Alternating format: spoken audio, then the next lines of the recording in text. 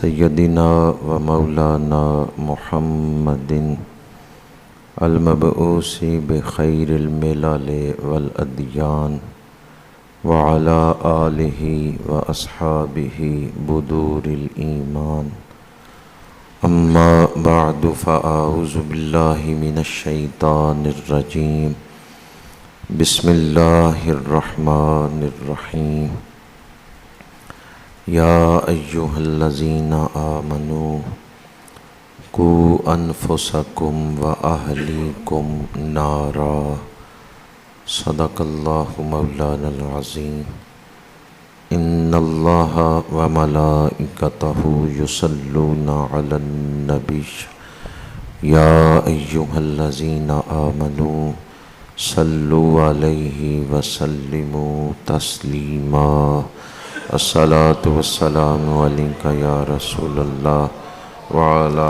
آلک واصحابک یا حبیب اللہ الصلاۃ والسلام علیک یا رسول اللہ وعلی آلک واصحابک یا حبیب اللہ۔ تمام تعریفیں اس ذات کے لیے جس کے سوا کوئی عبادت کے لائق نہیں ہے۔ وہ واجب الوجود ہے، باقی ہر شے ممکن الوجود ہے۔ وہ خالق ہے، باقی ہر شے اس کی مخلوق ہے۔ وہ بے نیاز ہے، باقی ہر شے اس کی نیاز مند ہے۔ اس نے ہمیں تخلیق کیا، بے شمار نعمتیں عطا فرمائیں۔ ان نعمتوں میں سب سے بڑی نعمت وجود مصطفیٰ ہے۔ بے شمار درود و سلام اس ہستی پاک پر جو ہمارے درود کے محتاج نہیں ہیں، اللہ ان پہ درود بھیج رہا ہے۔ جو حضور پہ درود بھیجتا ہے وہ نظام رحمت کے ساتھ جڑ جاتا ہے۔ ادھر آپ درود شروع کرتے ہیں، ادھر رحمتوں کا نزول شروع ہو جاتا ہے۔ الصلاۃ والسلام علیک یا رسول اللہ۔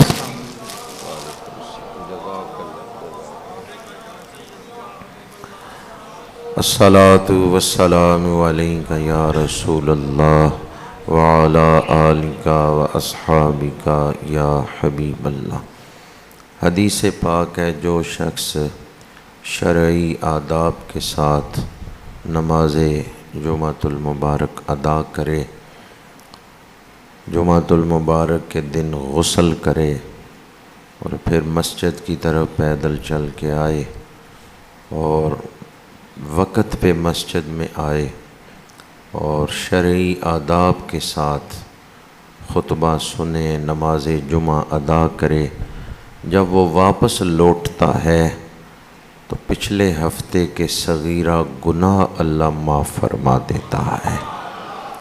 تو جمعۃ المبارک کا دن معافی حاصل کرنے کا دن ہے۔ جمعۃ المبارک کا دن دعاؤں کی قبولیت کا دن ہے۔ کوئی ایک ساعت ایسی آتی ہے کہ جس میں دعا قبول ہوتی ہے، یا تو وہ گھڑی دو خطبوں کے درمیان میں ہے یا عصر سے مغرب کے درمیان میں ہے۔ دعا ہے کہ خالق کائنات ہمیں معافی بھی عطا فرمائے اور ہمیں قبولیت کی گھڑی بھی نصیب فرمائے۔ آج میں آپ کے سامنے اولاد کی تربیت کے موضوع پر چند گھڑیاں گفتگو کروں گا۔ اس وقت جو ملک کے حالات ہیں وہ آپ کے سامنے ہیں کہ ایک فتنہ ابھی ختم نہیں ہوتا کہ دوسرا فتنہ اٹھ کھڑا ہوتا ہے، اور قوم اس وقت بحرانوں میں مبتلا ہے، ذہنی طور پر بھی اور معاشرتی اعتبار سے اس وقت انفرادی طور پر بھی اجتماعی طور پر بھی ایک بے ہنگم ہوش ربا حالات سے ہم دوچار ہیں۔ دعا کریں اللہ پاک ہمیں معافی عطا فرمائے۔ اولاد کی تربیت کے موضوع پر چند گھڑیاں گفتگو کروں گا۔ اللہ پاک مجھے حق گوئی کی توفیق عطا فرمائے۔ اولاد اللہ تعالیٰ کی نعمت ہے، اور اولاد انسان کے لیے بخشش اور مغفرت کا باعث بھی بن سکتی ہے، اور اسے دوزخ میں لے جانے کا باعث بھی بن سکتی ہے۔ نعمتوں کے بارے میں قیامت کے دن پوچھا جائے گا، ثم لتسألن یومئذ عن النعیم۔ اولاد بھی نعمت ہے۔ شعب الایمان میں حدیث پاک ہے، حضرت عبداللہ بن عمر فرماتے ہیں کہ قیامت کے دن تم سے پوچھا جائے گا تم نے اپنی اولاد کو کیا سکھایا، اپنی اولاد کو کون سا علم پڑھایا، اپنی اولاد کی کیسے تربیت کی۔ قیامت کے دن والدین سے اولاد کے بارے میں پوچھا جائے گا۔ والدین اپنی اولاد کو دنیا میں تکلیف میں نہیں دیکھ سکتے۔ فطرتاً ہر ماں، ہر باپ اپنی اولاد سے محبت کرتا ہے۔ اولاد آگ میں جل رہی ہو، ماں باپ آرام سے نہیں بیٹھ سکتے۔ اولاد تکلیف میں ہو، ماں باپ مضطرب ہوتے ہیں، تڑپتے ہیں، پریشان ہوتے ہیں۔ یہ حیرت کی بات ہے کہ ہم اپنی اولاد کو دنیا کی تکلیف میں تو نہیں دیکھ سکتے، لیکن دوزخ کی آگ میں جلتا ہوا دیکھ رہے ہیں۔ ہم انہیں دوزخ کی طرف جاتا ہوا دیکھ رہے ہیں، اور ہمیں اس کی کوئی فکر نہیں ہے کہ ہم انہیں کس طرح روکیں۔ اولاد کی اچھی تربیت انہیں جنت میں لے جائے گی، اور اگر اولاد کی تربیت سے غفلت برتی گئی اور اولاد غلط راستے پہ چل پڑی تو اولاد ماں باپ کو بھی اپنے ساتھ دوزخ میں لے جائے گی۔ شریعت مطہرہ نے والدین کو ذمہ داری دی ہے، یا ایھا الذین آمنوا قوا انفسکم واہلیکم نارا۔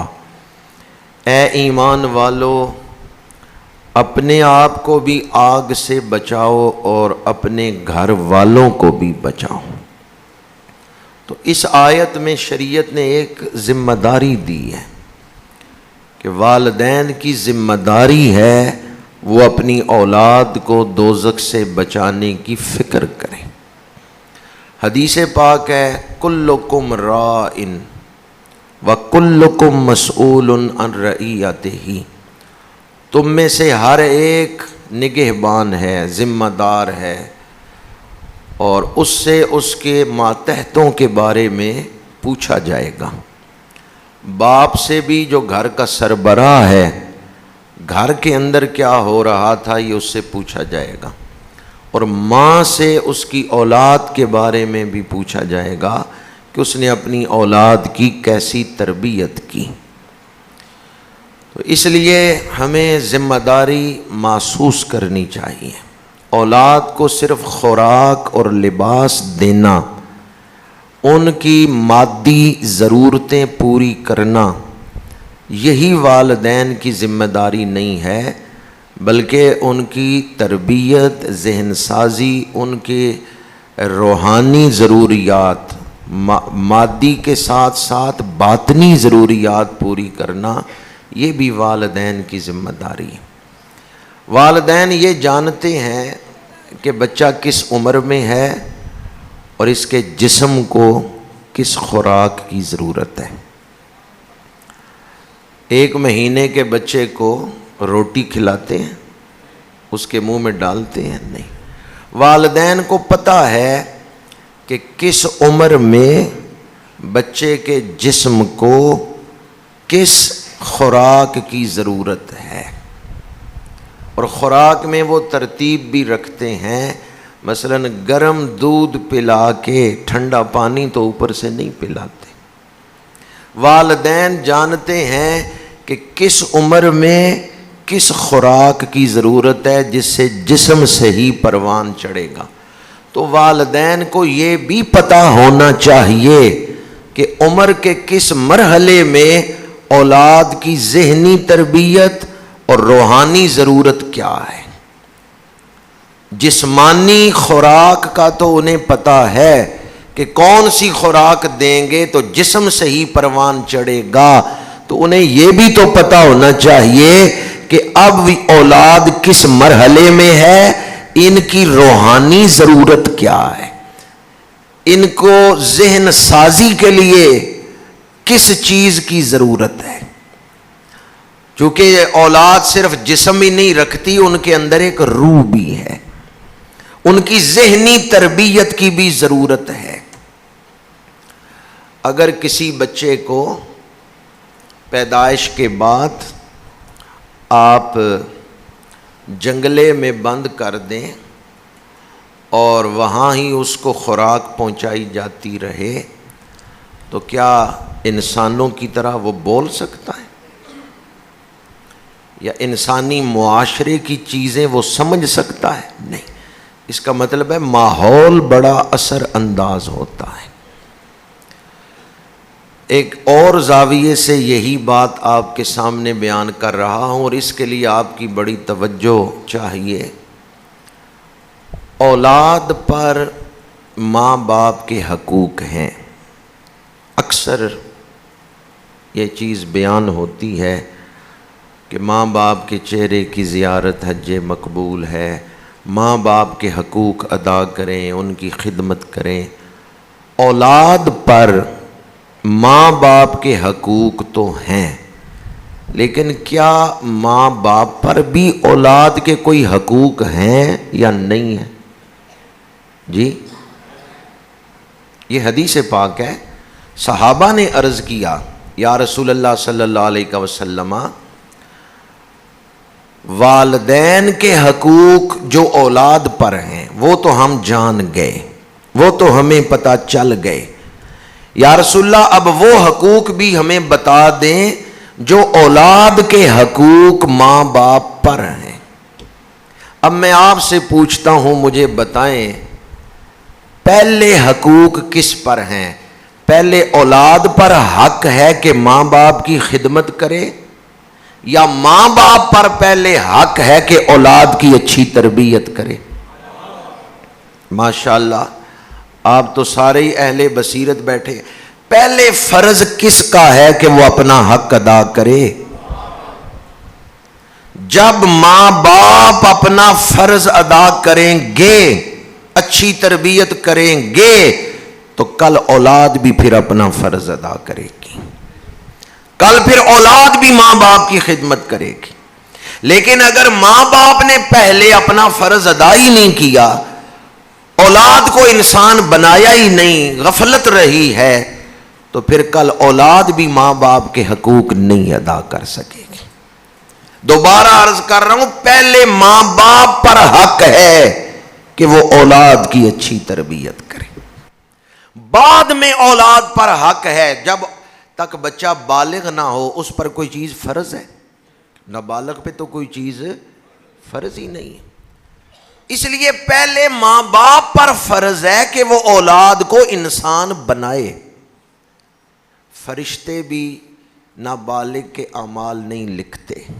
چھوٹی عمر میں بچہ ابھی چھوٹا ہے تو اس پر نہ نماز فرض ہے نہ روزے فرض ہیں.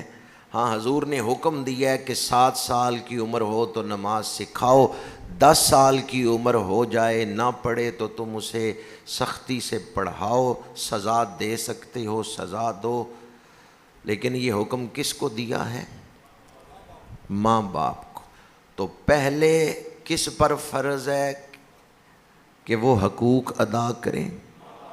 پہلے ماں باپ پر فرض ہے کہ اولاد کے حقوق ادا کریں، پھر اولاد پر حق ہے کہ وہ ماں باپ کے حقوق ادا کریں. اور بالعموم دیکھا گیا ہے جن والدین نے باپ ہونے کا، ماں ہونے کا حق ادا کیا ہے، اللہ ان کی اولاد کے دل میں بھی ماں باپ کے لیے محبت پیدا فرما دیتا ہے۔ ہمیشہ کے لیے نہیں کہہ رہا، بالعموم ایسا ہوتا ہے، ورنہ اس کے برعکس بھی ہو سکتا ہے، لیکن بالعموم ایسا ہی ہوتا ہے کہ جب والدین اپنا فرض ادا کرتے ہیں تو پھر اولاد کی اچھی تربیت ہو چکی ہوتی ہے۔ اب والدین پر اولاد کے کیا حقوق ہیں؟ ایک عرب شاعر نے اپنے بیٹوں سے کہا کہ میں شاعر ہوں، اور شاعر عموماً ظاہری حسن کو بڑا پسند کرتے ہیں۔ میرے بیٹوں، میں اگر اس چیز کو ترجیح دیتا تو میں کسی ایسی عورت سے شادی کرتا جو صرف ظاہری طور پہ حسن و جمال کی مالک ہوتی اور اس کا کردار اچھا نہ ہوتا، لیکن میں نے تمہارے لیے ایک صاحب کردار ماں پسند کی ہے۔ تو سب سے پہلے تو اولاد کا حق یہ ہے کہ جب انسان شادی کرے تو وہ رشتے میں دین کو ترجیح دے۔ حدیث پاک ہے، میرے آقا کریم نے ارشاد فرمایا کہ کوئی رشتہ کرتا ہے مال و دولت کی وجہ سے، کوئی رشتہ کیا جاتا ہے خاندان کی وجہ سے، کوئی رشتہ کیا جاتا ہے خوبصورتی حسن و جمال کی وجہ سے، کوئی رشتہ کیا جاتا ہے دین داری کی وجہ سے۔ 4 سبب بیان کیے، فرمایا میرے غلاموں تم دین کو ترجیح دینا، جس گھر میں دیندار بچی آ رہی ہے اس گھر میں دین آ رہا ہے۔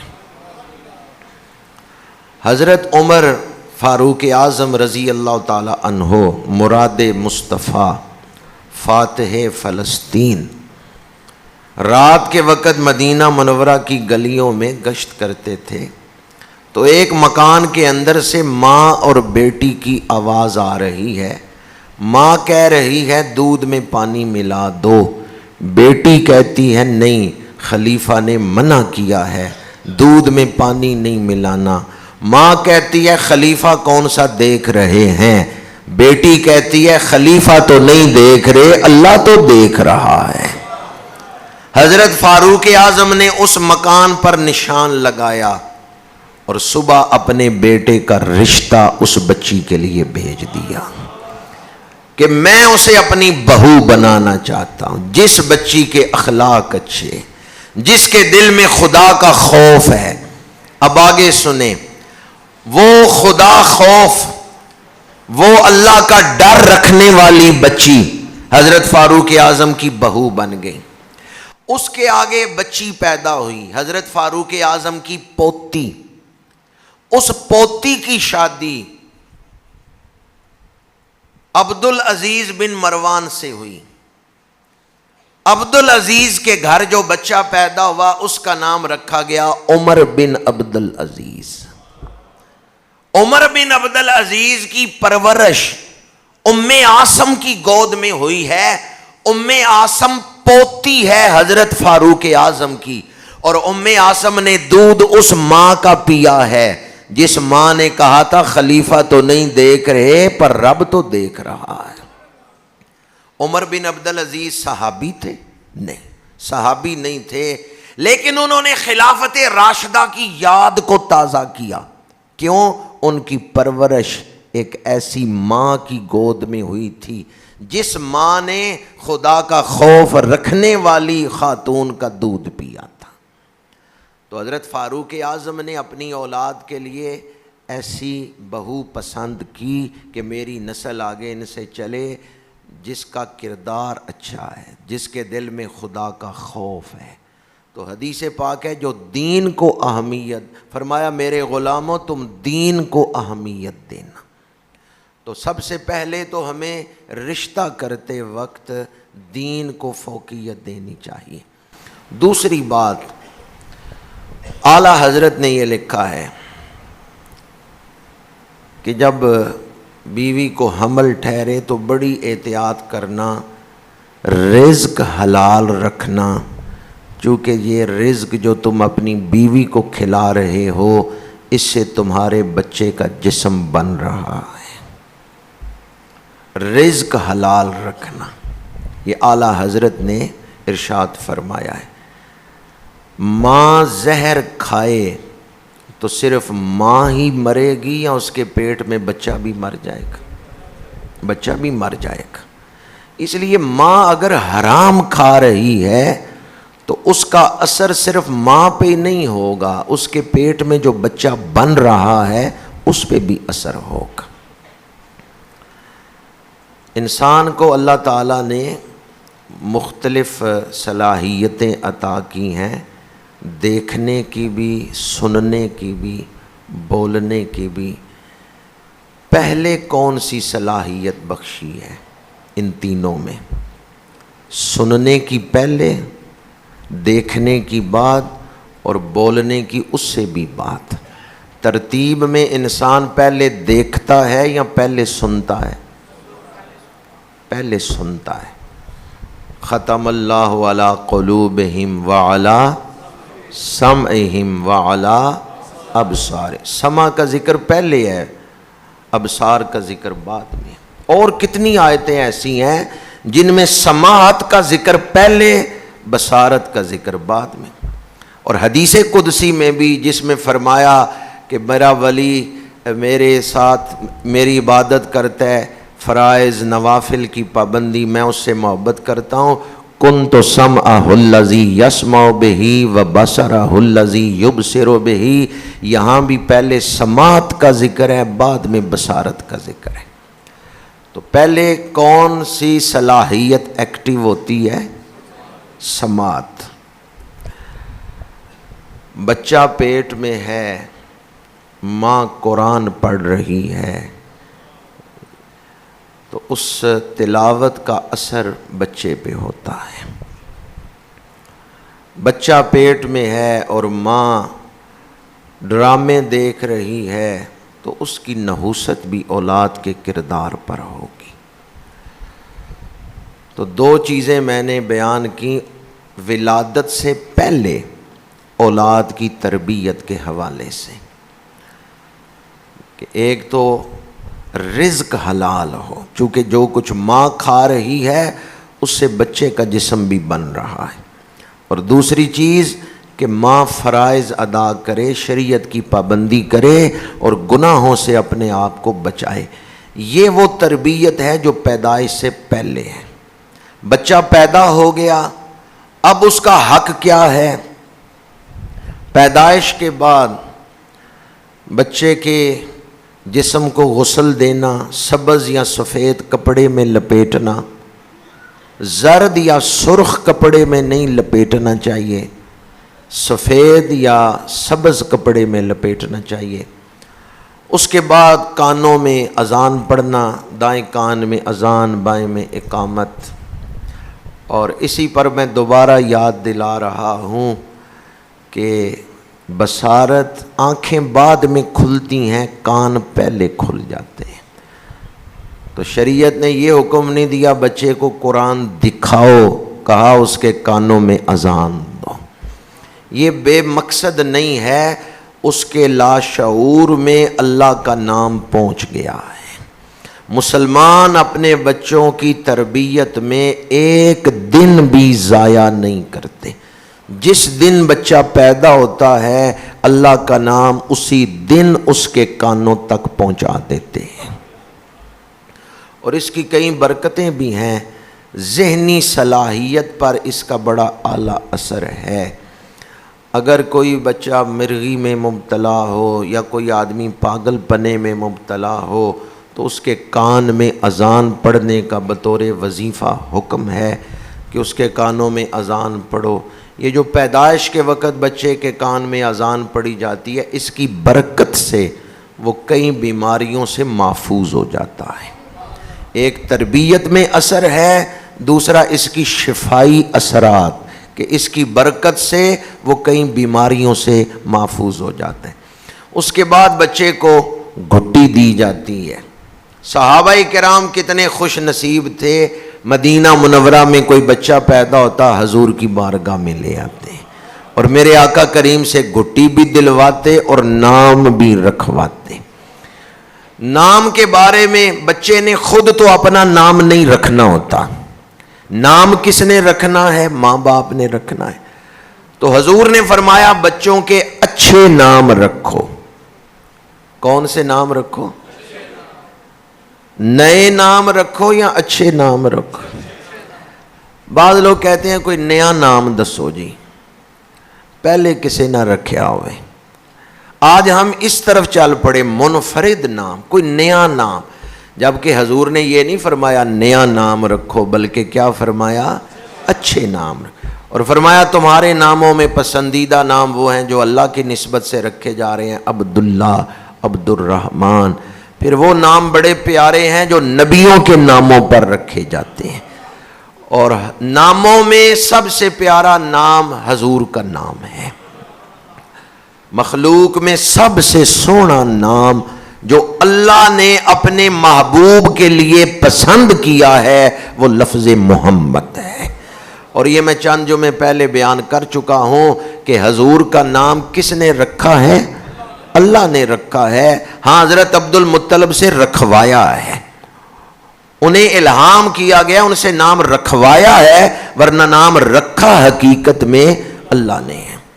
تو ناموں میں پیارے نام وہ ہیں جو اللہ کی نسبت سے یا نبیوں کی نسبت سے رکھے جائیں۔ اور حدیث پاک ہے، حضور نے فرمایا جو میرے نام سے برکت حاصل کرنے کے لیے میرے نام پر اپنے بیٹے کا نام رکھے گا، اللہ تعالی کی بارگاہ میں قیامت کے دن میں اس باپ کی بھی شفاعت کروں گا، اس کے بیٹے کی بھی شفاعت کروں گا۔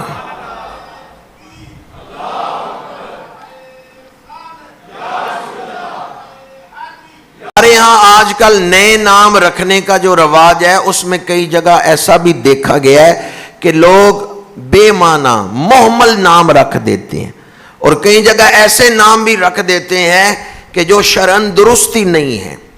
تو بے معنی نام نہ رکھیں، محمل نام نہ رکھیں۔ یہ جانوروں کے ناموں پر نام، درختوں کے ناموں پر نام، یہ مغرب میں رکھے جاتے ہیں۔ امریکہ کا ایک صدر تھا بش، اور بش کسے کہتے ہیں؟ جھاڑی کو۔ اب جھاڑی کے نام پر انہوں نے انسان کا نام رکھ دیا۔ یہ مغرب میں نام رکھے جاتے ہیں جو جھاڑیوں کے ناموں پر اور جانوروں کے ناموں پر۔ سلامتی کونسل کی ایک رکن تھی، اس کا نام بچ رکھا ہوا تھا۔ ہمارے ہاں جو نام ہے، پہلے کبھی سکولوں میں جب رول نمبر پر حاضری نہیں لگتی تھی، نام لے کے استاد حاضری لگواتے تھے، تو اس وقت کیا حاضری لگ رہی ہوتی تھی؟ غلام رسول، غلام محمد۔ استاد نام بھی لے رہے ہیں، نبیوں کا ذکر بھی ہو رہا ہے، حضور سے نسبت کا اظہار بھی ہو رہا ہے۔ تو اولاد کا حق یہ ہے کہ والدین اس کا نام اچھا رکھیں۔ اس کے بعد والدین اولاد کی اچھی تربیت کا اہتمام کریں، معاشرے پر نہ چھوڑ دیں، اور نہ ہی تعلیم کے لیے سکولوں پر چھوڑ دیں کہ سکول تربیت کریں گے۔ تربیت کرنا یہ سکولوں نے، موجودہ دور کے سکولوں نے اپنے ذمے لیا ہی نہیں ہے۔ تربیت کسے کہتے ہیں؟ بری عادات کی جگہ اچھی عادات کو پیدا کرنا، شخصیت کو بدل دینا، برے ماحول کو اچھے ماحول سے بدلنا، بری عادات کو اچھی عادات میں تبدیل کرنا، یہ کیا ہے؟ تربیت ہے۔ سکول کالجوں انہوں نے یہ چیز اپنے ذمے لی نہیں، وہ تو صرف پڑھا کے امتحان دلا کے ڈگری بس۔ اور بعض جگہوں پہ تو ایسا بھی ہے کہ سکول کالج تعلیم کے نام پر بے حیائی پھیلا رہے، ڈانس کی محفلیں سکولوں میں ہو رہی، تعلیم کے نام پر بے حیائی پھیل رہی۔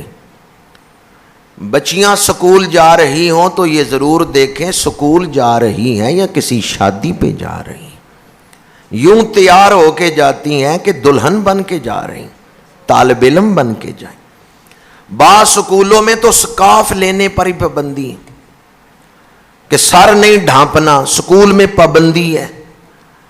اور اب بچیوں کا ذہن ہی نہیں رہا، اپنی بچیوں کے لباس پر توجہ دیں کہ کیا ان کا لباس اسلامی ہے۔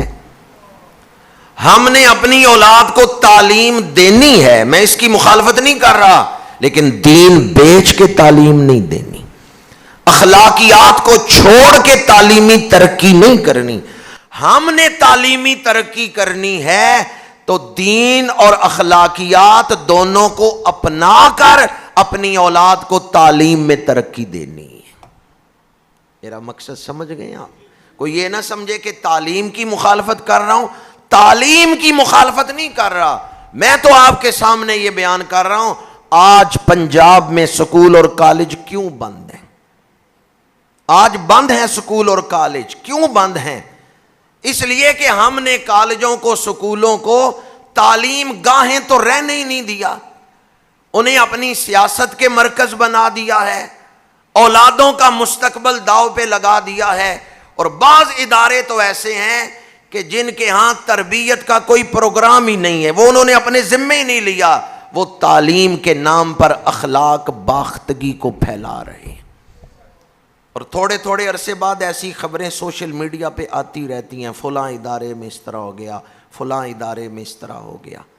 میں کسی بھی ادارے کا نام نہیں لے رہا، میں تو عمومی معاشرے کے رویوں کی بات کر رہا ہوں۔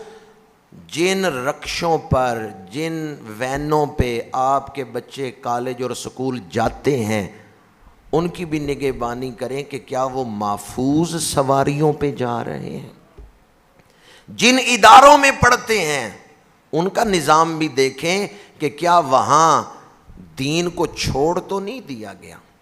اور یہ بات کہنے میں مجھے کوئی خوف نہیں ہے، میں بلا خوف تردید یہ بات کہہ رہا ہوں، ہمارے پاکستانی معاشرے میں ایسے سکول اور کالج ہیں جنہوں نے دین کو چھوڑ دیا ہے، اخلاق کو چھوڑ دیا ہے، حیا کو چھوڑ دیا ہے، انہوں نے دوپٹے کو اتار پھینکا ہے، انہوں نے اسلامی تعلیمات کو پسے پشت ڈال دیا ہے۔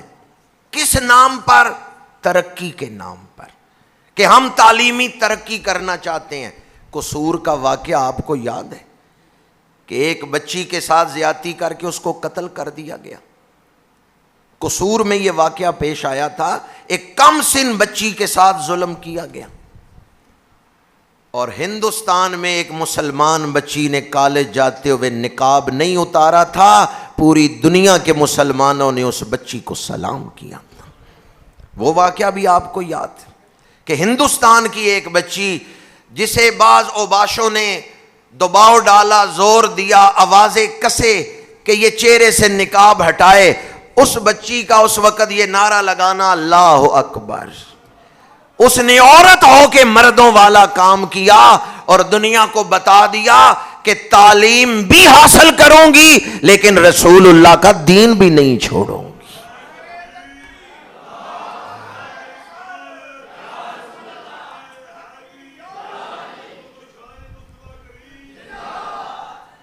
ایسی بچیاں قوم کا سرمایہ ہیں۔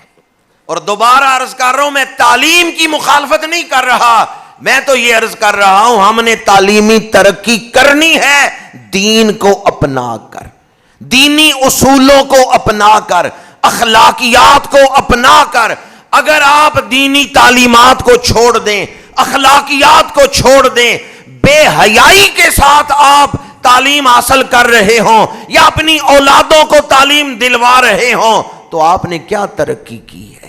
وہ ترقی آج ہمارے سامنے ہے۔ کچھ عرصہ پہلے ایک یونیورسٹی کا سکینڈل سامنے آیا تھا بہاولپور کے علاقہ میں، پھر اوکاڑا کے علاقہ میں، اب لاہور میں یہ مسئلہ درپیش ہے۔ جب بھی آپ اسلام کی تعلیمات کی مخالفت کریں گے نتیجہ یہی نکلے گا۔ واقعہ ہوا ہے یا نہیں میں اس پر بھی نہیں بحث کر رہا، میں تو بالعموم بات کر رہا ہوں کہ جب بھی آپ اسلامی تعلیمات کی مخالفت کریں گے نتیجہ یہی نکلے گا۔ اور اگر آپ اسلامی تعلیمات کو اپنائیں گے اور اسلامی تعلیمات اپنا کر بچوں کی تعلیم کا اہتمام کریں گے، ذہن بھی مطمئن ہوگا، دل بھی خوش ہوگا اور ترقیوں کے دروازے بھی کھل جائیں گے۔ میں آپ سے پوچھنا چاہتا ہوں کیا پردہ رکاوٹ ہے ترقی میں؟ پردہ ترقی میں رکاوٹ حضرت ام خلاد احد کے میدان میں آئیں، پردہ کیا ہوا ہے، بیٹا شہید ہو چکا ہے، بیٹے کی لاش کے پاس کھڑی ہیں۔ کسی نے کہا بیٹا شہید ہو گیا اور تم نے پردہ کیا ہوا ہے، چہرہ ڈھانپ رکھا ہے؟ انہوں نے کہا بیٹا کھویا ہے، پردہ نہیں کھویا۔ وہ مائیں تھیں جن کی گود میں اسلام کے جلیل القدر بیٹے پروان چڑھتے تھے، جنہوں نے دنیا کے سامنے پاکیزگی کردار کے نمونے پیش کیے۔ حضرت ام سلیم، حضرت ام عمارہ، حضرت ام عطیہ، یہ وہ مائیں ہیں جنہوں نے پاکیزہ کردار قوم کے سامنے پیش کیا۔ ان کے ہاں علم بھی اعلیٰ تھا، تقوی بھی اعلیٰ تھا۔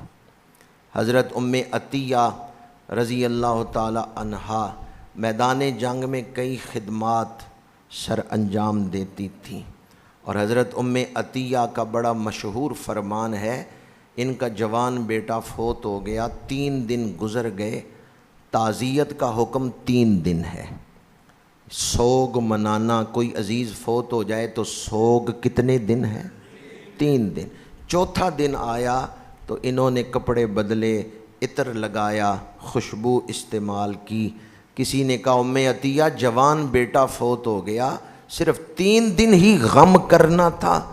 انہوں نے کہا اولاد کا غم تو ماں باپ کے دل سے ساری زندگی نہیں نکلتا، پر میں اپنے بیٹے کی جدائی کا غم دیکھوں یا اپنے نبی کا حکم دیکھوں؟ مجھے اولاد سے زیادہ اللہ کے رسول سے پیار ہے۔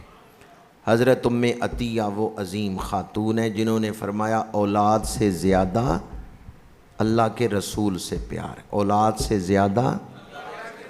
اور یہی میں آج آپ کے سامنے بھی عرض کرنا چاہتا ہوں، اولاد سے پیار کریں، لیکن جب موازنے کا وقت آ جائے تو اولاد کو حضور کی محبت پر ترجیح نہ دیں، اولاد کو رسول اللہ کا عاشق بنائیں، اولاد کو حضور کی محبت سکھائیں۔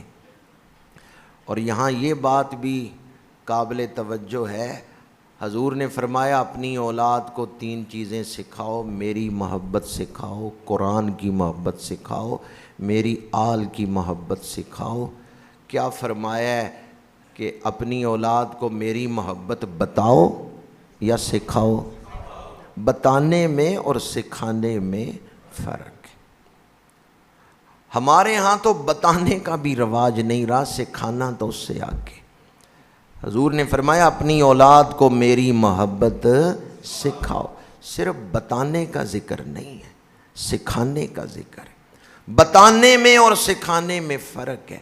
اذان ہو جائے تم خود اٹھ کے نماز پڑھو تو گویا سکھا رہے ہو، اور اگر صرف زبان سے کہو اور انہیں سکھانے جن چیزوں سے سکھایا جاتا ہے وہ ان کے سامنے نہ ادا کرو تو پھر اولاد کو جو سکھانے والی ڈیوٹی اللہ کے رسول نے لگائی ہے اس میں ہم ناکام ہو گئے، وہ ہم نے ادا نہیں کی۔ آپ کے گھر میں جو بچے ہیں وہ گلشن اسلام کے پھول ہیں، اور آپ اگر ان کی اچھی تربیت کرتے ہیں تو آپ نے گلشن اسلام کو دشمنوں سے بچایا ہے، ان پھولوں کو آپ نے بچایا ہے جو اسلامی گلشن کا حسن ہے۔ اور اگر آپ پرواہ نہیں کرتے، جیسے کہ ہمارے ہاں آج اکثر جگہوں پہ رویہ دیکھا گیا ہے، اگر آپ اپنی اولاد کو ٹائم نہیں دیتے تو پھر اولاد دوسروں کے ساتھ، یا اولاد بری تربیت کی وجہ سے، بری صحبت کی وجہ سے بگڑ جائے گی۔ آپ اپنی اولاد کو وقت دیں، ان کی اچھی تربیت کریں تو پھر وہ بری صحبت سے بچ جائیں گے۔ لیکن جب آپ اپنی اولاد کو وقت نہیں دیں گے تو پھر آپ کی اولاد بری صحبت میں پڑ جائے گی۔ بالخصوص باپ جو ہے اس کی ذمہ داری باہر کی ہے کہ اس نے باہر رزق کمانا ہے، تو اب گھر میں اولاد کی تربیت کی ڈیوٹی کس کی ہوگی؟ ماں کی۔ ماں کو ہم نے ماں رہنے ہی نہیں دیا، ماں تربیت تو تب کرے گی نا جب خود اسے پتہ ہوگا کہ میرا منصب کیا ہے، اور جس ماں کی تربیت ہی نہیں ہوئی اس نے آگے کیا تربیت کرنی ہے۔ ماں ہے حضرت خواجہ قطب الدین بختیار کاکی کی۔ بیٹے کو 4 سال کی عمر میں قرآن پڑھانے کے لیے مدرسے میں داخل کرایا ہے، تو جو استاد ہیں نا خواجہ حمید الدین، وہ فرماتے ہیں کہ بیٹا پڑھو بسم اللہ الرحمن الرحیم، تو خواجہ قطب الدین بختیار کاکی مسلسل پڑھتے جاتے ہیں اور 15 پارے سنا دیے ہیں۔ خواجہ حمید الدین فرماتے ہیں میرا امتحان لینے آئے ہو یا سبق پڑھنے آئے ہو؟ کہا یہ 15 پارے تو میری ماں کا وظیفہ ہے، میں نے ماں کی گود میں سن سن کے یہ یاد کر لیے ہیں، مجھے آپ 16ویں سپارے سے شروع کروائیں۔ ماں تو تھی حضور غوث اعظم کی، ماں تھی امام بخاری کی، ماں تھی خواجہ نظام الدین اولیاء کی، ماں ہے حضرت بابا فرید الدین مسعود گنج شکر کی۔ یہ جن ولیوں کے میں نام لے رہا ہوں ان کی تربیت میں ماں کا بڑا کردار، اور یہ اپنی ماؤں کا بڑا ذکر کرتے ہیں۔ حضرت امام بخاری 4 سال کی عمر ہے، نبینا ہو گئے اور یتیم بھی تھے، باپ فوت ہو چکے۔ بچہ یتیم بھی ہو نابینا بھی ہو تو در در کی ٹھوکریں کھاتا ہے۔ امام بخاری رحمۃ اللہ تعالیٰ علیہ کی والدہ رات مصلی بچھا کے رو رو کے دعا کرتی ہیں، یا اللہ میرے یتیم پر کرم کر، اس کو نظر عطا فرما دے۔ ماں رو رو کے ایک رات مصلی پہ ہی سو گئیں، خواب میں حضرت ابراہیم تشریف لائے، فرمایا بی بی خوش ہو جا، اللہ نے تیری دعا قبول کر لی ہے، تیرا بیٹا صبح اٹھے گا تو اس کو نظر مل چکی ہوگی۔ اور صبح جب امام بخاری اٹھے تو آنکھوں میں نور لوٹ آیا تھا۔ امام بخاری نے بعد میں علم حاصل کیا ہے اور کتابیں لکھی ہیں، اور بخاری شریف جب آپ املا کروا رہے تھے مسجد نبوی کے سین میں بیٹھ کر چاند کی چاندنی میں آپ کتاب پڑھ لیتے تھے، اتنی نظر تیز ہو گئی۔ یہ نظر ملی ہے کس کی دعا سے؟ اس سے یہ بھی پتہ چلا ماں کی دعا بڑی اہمیت رکھتی ہے۔ ماں دنیا سے جا چکی ہو، دل پریشان ہو، ماں کی قبر پہ چلے جائیں، ماں کی قبر پہ جا کے فاتحہ خوانی کریں۔ بیٹا دنیا میں پریشان ہو، ماں کی روح عالم برزخ میں پریشان ہوتی ہے۔ ماں کی قبر پہ چلے جائیں، وہاں جا کے رو کے رب سے مانگیں، دعا قبول ہو جائے گی۔ ایک تو ماں کی دعا کا جو ہے وہ مقام پتہ چلا، اور دوسرا یہ بھی پتہ چلا خواب میں کون آئے۔ دنیا میں جو کچھ ہو رہا ہے نبی دیکھ رہے ہیں۔ اچھا دعا کس نے قبول کرنی تھی؟ اللہ نے۔ حضرت ابراہیم آ کے بشارت دے رہے ہیں بی بی تیری دعا قبول ہو گئی۔ پتہ چلتا ہے نبی ادھر بھی کیا رابطہ رکھتے ہیں کہ اللہ نے کس کی دعا قبول کی ہے، کس کی دعا قبول نہیں ہوئی۔ اللہ نے نبیوں کو یہ علم بھی عطا کیا ہے، اور ساتھ ہی یہ طاقت بھی دی ہے جس کی خواب میں چاہیں تشریف لا کے خوشخبریاں بھی سنا دیتے ہیں، وہ دنیا کے حالات سے بے خبر نہیں۔ تو ماں تو حضرت امام بخاری کی تھی، دعا مانگی بیٹے کی زندگی کو بدل دیا۔ ماں حضرت نظام الدین اولیاء کی تھی۔ اللہ تعالیٰ ان پاکیزہ کردار والی ماؤں کا صدقہ ہمیں بھی اس دور میں ہماری آنے والی نسلوں کو با کردار مائیں نصیب کرے۔ حضرت نظام الدین اولیاء نے بھی دور یتیمی دیکھا ہے، تو آپ کی والدہ سوت کاٹ کے تو بیٹے کو پال رہی تھی۔ کبھی ایسا ہوتا کہ گھر میں کوئی چیز کھانے کے لیے نہیں ہے تو والدہ فرماتی تھی نظام الدین آج ہم اللہ کے مہمان ہیں۔ بیٹے کی بڑی اعلیٰ تربیت کی۔ ماں تربیت کرے تو بیٹا اعلیٰ مقام تک پہنچ جاتا ہے۔ حضور غوث اعظم کو ماں نے کہا تھا بیٹا حالات جیسے بھی ہوں سچ بولنا ہے، تو پھر آپ نے مشکل وقت میں بھی سچ بولا۔ ڈاکوؤں نے کہا تم چاہتے تو یہ 40 درہم چھپا کے رکھ سکتے تھے، سچ کیوں بولا ہے؟ حضرت غوث اعظم نے فرمایا میری ماں نے مجھے کہا تھا کہ حالات جیسے بھی ہوں جھوٹ نہیں بولنا، سچ بولنا ہے۔ ماں تربیت کرے تو بیٹے اعلیٰ مقام تک پہنچ جاتے ہیں، اور اگر ماں تربیت نہ کرے، بڑا مشہور واقعہ ہے، ایک چور پکڑا گیا، اسلامی عدالت میں کیس چلا، قاضی نے کہا اس کے ہاتھ کاٹ دو۔ ہاتھ کاٹنے کے لیے لے جا رہے ہیں تو چور نے کہا ٹھہر جاؤ، میرے ہاتھ کاٹنے سے پہلے میری ماں کی زبان کاٹ دو۔ لوگوں نے کہا چوری تو نے کی ہے، ہاتھ تیرے کاٹنے ہیں، ماں کا کیا قصور ہے؟ اس نے کہا میں چھوٹا بچہ تھا، میں پڑوسیوں کے گھر سے ایک انڈا چوری کر کے لایا، میری ماں بڑی خوش ہوئی تھی اور اس نے میری بڑی تعریف کی تھی کہ میرا بیٹا تو کمانے لگ گیا ہے۔ میں نے چوری کی تھی، ماں نے مجھے منع نہیں کیا، ماں نے چوری پر میری تعریف کی، میرا حوصلہ بڑھ گیا، پھر میں بڑی بڑی چوریاں کرنے لگا، پھر میں چور بن گیا۔ اس دن میری ماں اگر مجھے ٹوکتی تو میں برائی کے راستے پہ نہ چلتا۔ میرے ہاتھ بعد میں کاٹنا، میری ماں کی زبان پہلے کاٹو۔ اولاد کے ساتھ تربیت کے مراحل سے گزرتے ہوئے اس بات کو ضرور یاد رکھیں، برائی کے معاملے میں کبھی اولاد کی حوصلہ افزائی نہ کریں، بلکہ انہیں روکتے رہیں۔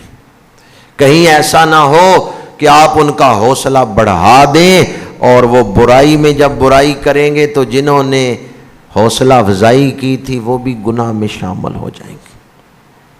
فتنوں کے اس دور میں بہت ساری اولادیں تو ہاتھوں سے نکل چکی ہیں، اور ماں باپ اس چیز کو معمولی سمجھتے ہیں کہ جوان بچی کو سمارٹ موبائل بھی لے دیا ہے اور بائک بھی لے دی ہے۔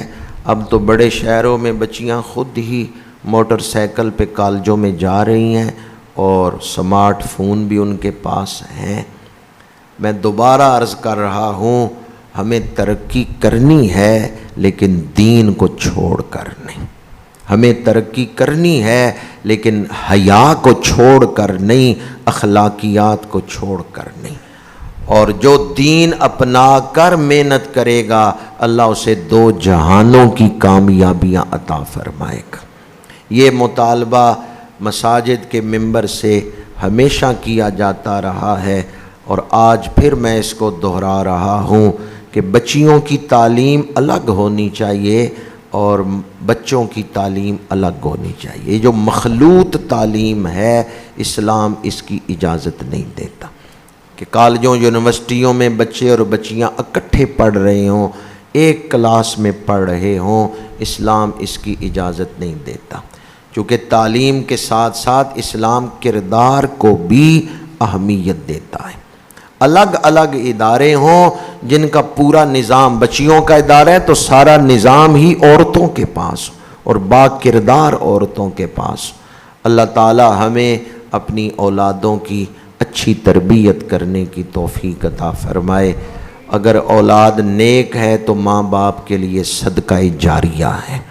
اولاد نمازی ہے تو جب وہ نماز میں پڑھیں گے ربنا اغفر لی ولوالدی، والدین قبر میں ہیں، اولاد دنیا میں نماز پڑھ کے ان کی بخشش کے لیے دعا مانگ رہی ہے۔ اللہ تعالی ہمارے ملک کو امن عطا فرمائے، بحرانوں سے نجات عطا فرمائے، اور ہمیں اپنے تعلیمی اداروں کی تطہیر کرنے کی توفیق عطا فرمائے، اور اسلامی اصولوں کے مطابق ہمیں تعلیمی اداروں کو منظم کرنے کی توفیق عطا فرمائے۔ وآخر دعوانا ان الحمد للہ۔